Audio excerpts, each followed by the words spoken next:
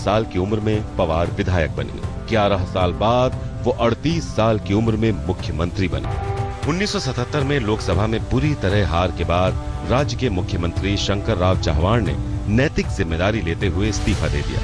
उसके बाद वसंत दादा पाटिल मुख्यमंत्री बने, लेकिन कांग्रेस दो धड़े में टूट गई, कांग्रेस यू और कांग्रेस आई। अपने गुरु यशवंतराव चव्हाण के साथ पवार कांग्रेस यू में शामिल हो गए। 1978 में दोनों धड़ों ने अलग अलग चुनाव लड़ा, लेकिन नतीजे आए तो जनता पार्टी को सत्ता से दूर रखने के लिए मिलकर सरकार बना ली। वसंत दादा पाटिल फिर मुख्यमंत्री बने और पवार उद्योग और श्रम मंत्री। लेकिन जुलाई 1978 में पवार कांग्रेस यू से अलग हुए और जनता पार्टी के समर्थन से सरकार बना ली। पवार की सरकार बनाने में पूर्व प्रधानमंत्री और तत्कालीन जनता पार्टी के अध्यक्ष चंद्रशेखर ने बड़ी भूमिका निभाई थी, लेकिन चंद्रशेखर भी पवार के सियासी दांव पर चुटकी लेते रहे।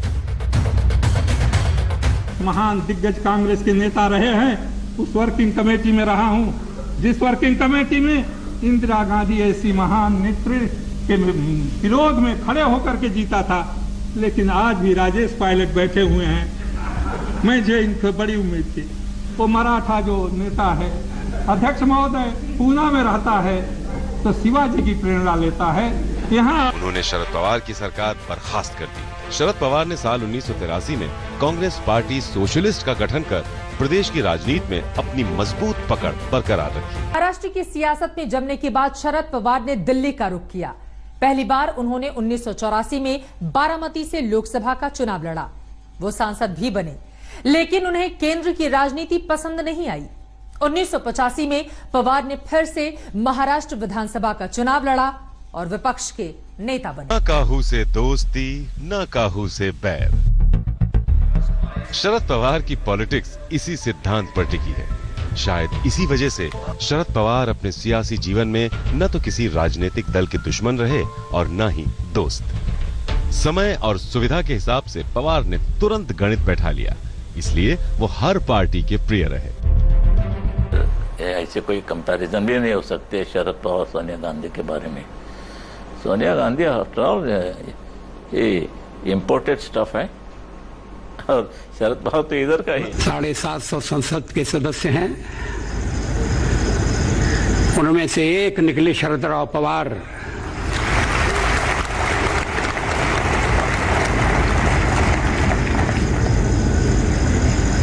तो दूसरे पक्ष में हैं, महाराष्ट्र से जुड़े हैं, लेकिन उनका व्यक्तित्व पक्षों की सीमाओं को लांघ जाता है। उनका व्यक्तित्व प्रदेशों तक सीमित नहीं किया जा सकता। जब आप देखते हो अमित शाह जी देश के अपने कंपटीशन को, आपको कौन सा एक सबसे तिकड़मी नेता लगता है जिसको आपको लगता है ये बहुत शातिर है, बहुत तेज? देखिए, ऐसा नहीं, बहुत सारे अनुभवी लोग हैं। लालू जी है, शरद पवार जी है, जमाना देखे हुए लोग हैं, पॉलिटिक्स करे हुए लोग हैं।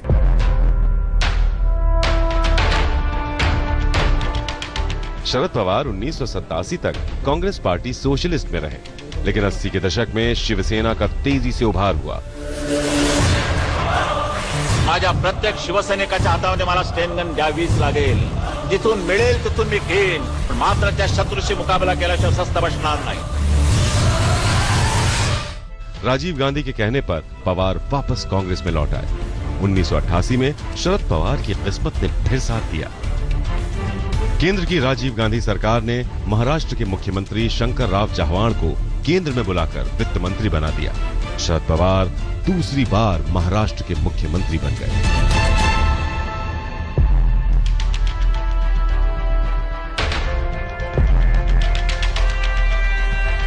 शिवसेना और बीजेपी महाराष्ट्र की सियासत में तेजी से उभर रही थी।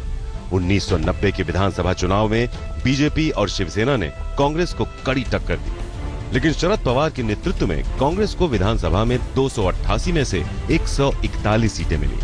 12 निर्दलीय विधायक के जुगाड़ से शरद पवार तीसरी बार महाराष्ट्र के 1991 के लोकसभा चुनाव प्रचार के दौरान राजीव गांधी की हत्या हो गई। गांधी परिवार ने पॉलिटिक्स से दूरी बना ली। कांग्रेस में केंद्रीय नेतृत्व का संकट खड़ा हो गया। इस दौर में शरद पवार एक बार फिर से दिल्ली की सियासत में लौट आए। की हत्या के वक्त कांग्रेस के सबसे बड़े जनाधार वाले नेता शरद पवार ही थे। शरद पवार का नाम उन 3 लोगों में आने लगा जिन्हें कांग्रेस के अगले प्रधानमंत्री के उम्मीदवार के तौर पर देखा जा रहा था। ये 3 नाम थे नारायण दत्त तिवारी, पीवी नरसिम्हा राव और खुद शरद पवार।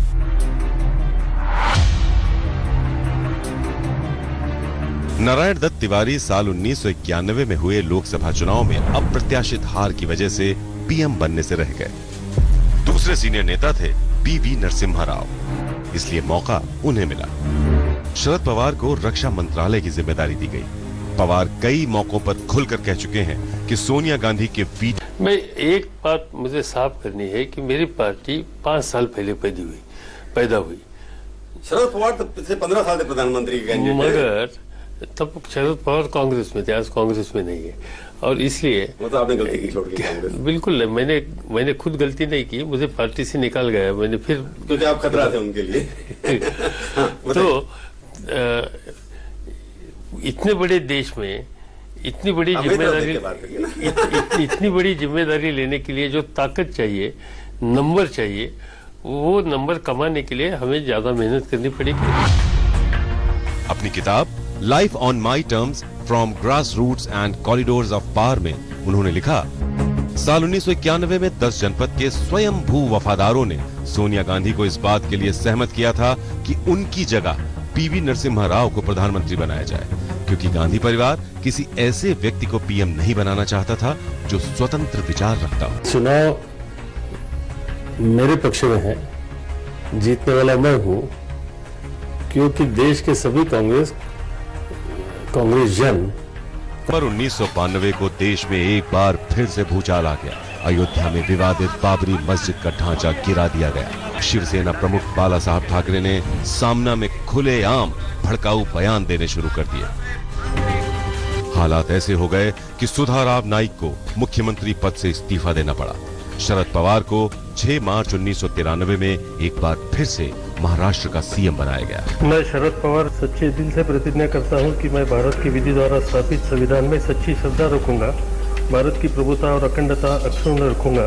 शरद पवार के मुख्यमंत्री बनने के 6 दिन बाद ही मुंबई में 12 मार्च 1993 में सीरियल बम धमाके हुए। मुसलमान आ रहे चुके, इतनी झोपड़पट्टियां उनकी फैली जा रही, जहां जहां कोई प्लॉट होता है उस पर धीरे सीधे वो कर देते आराम से, कोई पूछने वाला नहीं है, न कोई मन में डर है। सोनिया गांधी राव जो है ये इम्पोर्टेड स्टफ है और शरद पवार तो इधर का है। बड़ा साहब, आप हमेशा एक मास लीडर रहे हैं। अगर आपके बारे में कहा जाए आप 1 मैन आर्मी हैं, लेकिन फिर भी आपने हमेशा रिमोट कंट्रोल रहना क्यों पसंद? हाथी चलाना मुश्किल है, इतना आसान नहीं है, तो अंकुश तो चाहिए ही। तो अंकुश हाथ में जो लेते हैं। लोकसभा चुनाव हुए, पवार ने एक बार फिर से दिल्ली की सियासत का रुख किया। वो एक बार फिर से बारामती से लोकसभा सांसद चुने गए, लेकिन इस बार कांग्रेस ने नरसिम्हा राव के नेतृत्व में सबसे खराब प्रदर्शन किया। कांग्रेस को सिर्फ 140 सीटें मिली। शरद पवार तो लोकसभा पहुंचे, लेकिन इस बार उनकी भूमिका कुछ और थी। 1996 के चुनाव में देश में किसी भी पार्टी को स्पष्ट बहुमत नहीं मिला। बीजेपी की सबसे ज्यादा 161 सीटें आई। अटल बिहारी वाजपेयी को सरकार बनाने के लिए बुलावा मिला। शरद पवार विपक्ष के नेता बने। बहुमत का जुगाड़ नहीं होने पर 13 दिन में ही अटल बिहारी वाजपेयी ने इस्तीफा दे दिया। तब बीजेपी को भी लगता था कि उसको सत्ता से बाहर रखने के लिए जो बिसात बिछाई गई, उसके पीछे शरद पवार की शातिर बुद्धि है।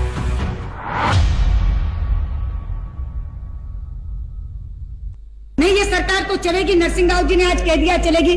अरे भाई, नरसिंह राव तो मोहन साधे बैठे हैं, भूमिका निभा रहे हैं ये, और ये शरद पवार की भूमिका नहीं निभा रहे, ये ललिता पवार की भूमिका निभा रहे। 1990 का दशक कांग्रेस में सत्ता संघर्ष के लिए बदनाम। शरद पवार के प्रतिद्वंदी नारायण दत्त तिवारी ने अर्जुन सिंह के साथ मिलकर अलग party all India Indira Congress बना ली थी। 1996 में हार के बाद नरसिम्हा राव की जगह सीताराम केसरी कांग्रेस के अध्यक्ष बने। जून 1997 में शरद पवार ने सीताराम केसरी को कांग्रेस अध्यक्ष पद के लिए चुनौती दी, लेकिन वो सफल नहीं हुए। मार्च 1998 में फिर से लोकसभा के चुनाव हुए, लेकिन इस बार पवार ने कमाल कर दिया। वो न सिर्फ बारामती से सांसद बने, बल्कि उन्होंने महाराष्ट्र में कांग्रेस को सबसे ज्यादा 33 लोकसभा सीटें जितवाई। वो लोकसभा में विपक्ष के नेता बने। मैं शरद पवार सच्चे दिल से प्रतिज्ञा करता हूं कि मैं भारत की विधि द्वारा स्थापित संविधान में सच्ची श्रद्धा रखूंगा, भारत की प्रभुता और अखंडता अक्षुण्ण रखूंगा और लोकसभा के सदस्य के पद के कर्तव्यों को पूरी निष्ठा से निभाऊंगा। 1998 की हार ने कांग्रेस में अंदरूनी लड़ाई को जग जाहिर कर दिया। गांधी परिवार को एक बार फिर से कांग्रेस की कमान देने की मांग उठने लगी। सोनिया गांधी कांग्रेस की अध्यक्ष बनी तो शरद पवार, पीए संगमा और तारिक अनवर ने बगावत कर दी। तीनों को कांग्रेस से निकाल दिया गया। कांग्रेस से निष्कासन के बाद शरद पवार, तारिक अनवर और पीए संगमा ने नेशनलिस्ट कांग्रेस पार्टी का गठन किया। Thinking to go with the secular thinking, but simultaneously the decision regarding alignments and some adjustment with some parties in respective states, we have not started the discussion. It will take time. Sharad Pawar ने कांग्रेस से अलग होकर party जरूर बनाई, लेकिन 1999 के महाराष्ट्र विधानसभा चुनाव में वो अपने दम पर सत्ता से बहुत पीछे रह गए। मतभेद होते हुए भी उन्होंने एक बार फिर से कांग्रेस से हाथ मिला लिया। महाराष्ट्र में एक बार फिर वो किंग मेकर की भूमिका में नजर आए। 1999 में लोकसभा और महाराष्ट्र विधानसभा के चुनाव एक साथ हुए। शरद पवार की नई पार्टी एनसीपी ने पहले ही चुनाव में 58 सीटें जीत ली। कांग्रेस को 75 सीटें मिली, जबकि बीजेपी और शिवसेना गठबंधन को 125 सीटें मिली। लोकसभा में एनसीपी के 6 सांसद जीत कर आए। नतीजों को देखकर लग रहा था कि कांग्रेस से दुश्मनी पाले बैठे शरद पवार बीजेपी शिवसेना गठबंधन के साथ हाथ मिला सकते हैं, लेकिन हुआ उल्टा। शरद पवार ने सोनिया गांधी से मतभेद के बाद भी कांग्रेस से हाथ मिला लिया। कांग्रेस के विलासराव देशमुख मुख्यमंत्री बने। मैं विलासराव देशमुख ईश्वर की शपथ लेता हूँ, विधि द्वारा स्थापित भारत के संविधान के प्रति सच्ची श्रद्धा और निष्ठा रखूंगा। जबकि एनसीपी के छगन भुजबल उप मुख्यमंत्री। 2004 में शरद पवार की जिंदगी में भूचाल आ गया। पता चला उन्हें मुंह का कैंसर है, लेकिन इस कठिन परिस्थिति में पवार ने हौसला टिकने नहीं दिया। वो कैंसर से जीतकर फिर से पॉलिटिक्स में सक्रिय हुए। 2004 से 2014 तक पवार फुल पावर में रहे। एक तरफ वो केंद्र की मनमोहन सरकार में मंत्री रहे और दूसरी तरफ महाराष्ट्र में उनकी पार्टी कांग्रेस के साथ सत्ता में रही। लेकिन महाराष्ट्र में 2014 का विधानसभा चुनाव अपने आप में अद्भुत था। कांग्रेस, एनसीपी, बीजेपी और शिवसेना सब ने अलग अलग चुनाव लड़ा। बीजेपी की सबसे ज्यादा 122 सीटें आईं। उसके पास बहुमत के आंकड़े से 23 सीटें कम थीं। 63 सीटों वाली शिवसेना ने बार्गेनिंग शुरू कर दी। उस समय 41 सीटों वाले पवार ने बीजेपी को बाहरी समर्थन की पेशकश की। पवार के पावर पंच से शिवसेना के तेवर ढीले पड़ गए और उसने बीजेपी के साथ समझौता कर लिया। मोदी सरकार ने पवार को साल 2017 में पद्म विभूषण से सम्मानित किया।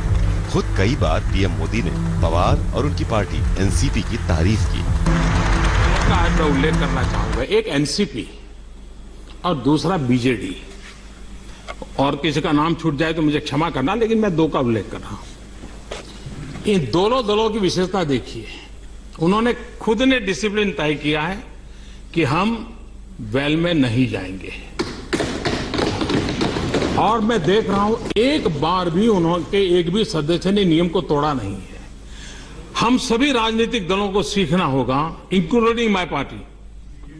हम सबको सीखना होगा कि ये नियम का पालन करने के बावजूद भी न एनसीपी की राजनीतिक विकास यात्रा को कोई रुकावट आई है, न बीजेडी की राजनीतिक विकास यात्रा को रुकावट आई है। मतलब वेल में न जाकर के भी लोगों के दिल जीत सकते हैं, लोगों का विश्वास जीत सकते हैं। सियासत के चैंपियन शरद पवार का विवादों से भी नाता रहा है। स्टाम्प घोटाला हो या फिर जमीन आवंटन विवाद या फिर अपराधियों को बचाने से लेकर भ्रष्ट अधिकारियों से साठगांठ, इन तमाम मुद्दों पर शरद पवार विपक्षियों के निशाने पर रहे। पवार पर विपक्षी दल राजनीति में परिवारवाद को थोपने का आरोप लगाते हैं। आरोप लगते रहे हैं कि पवार की बेटी सुप्रिया सुले और भतीजे अजीत पवार का एनसीपी में दबदबा है। डट कर सामना किया और सही समय का इंतजार। 2019 में एक बार फिर से पवार का टाइम आया है। पवार एक बार फिर से महाराष्ट्र की पॉलिटिक्स के किंग मेकर बन गए हैं।